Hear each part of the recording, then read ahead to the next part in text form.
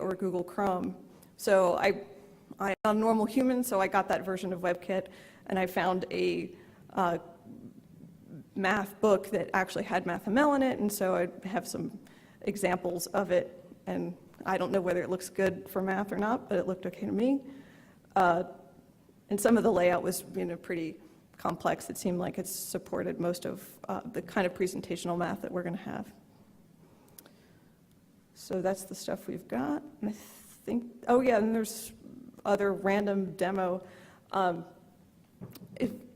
So like this morning, John Orwant showed that Alice for the iPad app, and not in response to John's thing, but that annoyed me because I knew that some of that stuff could be done in epub3, so I have a short video of me doing the same kind of physics stuff with an iPad. It's going to be a little hard to see because I shot it with my iPhone.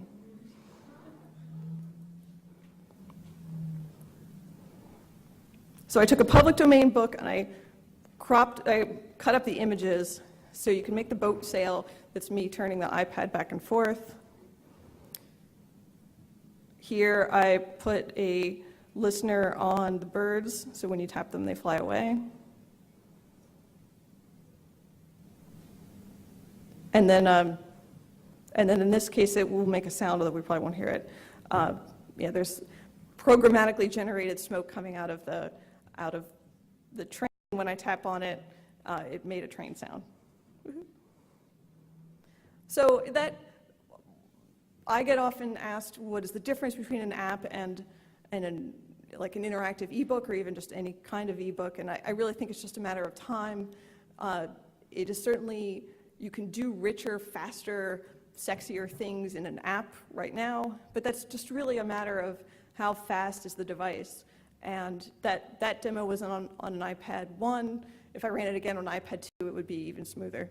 And by the time you get to the iPad 3 or 4, I think at that point, it will not make so much economic sense to create those $10,000, $20,000, $30,000 apps like what John showed, and that was actually made by a couple software engineers, not a publisher. But we will see publishers being able to use the much less expensive web tools to do the kind of stuff like I showed. I mean, that really only took me like a day.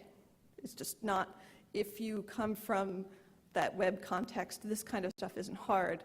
What's hard is about replicating it and getting it into all of the available devices, or at least enough so that you can sell more than a couple books. So that's what I've got. Thanks.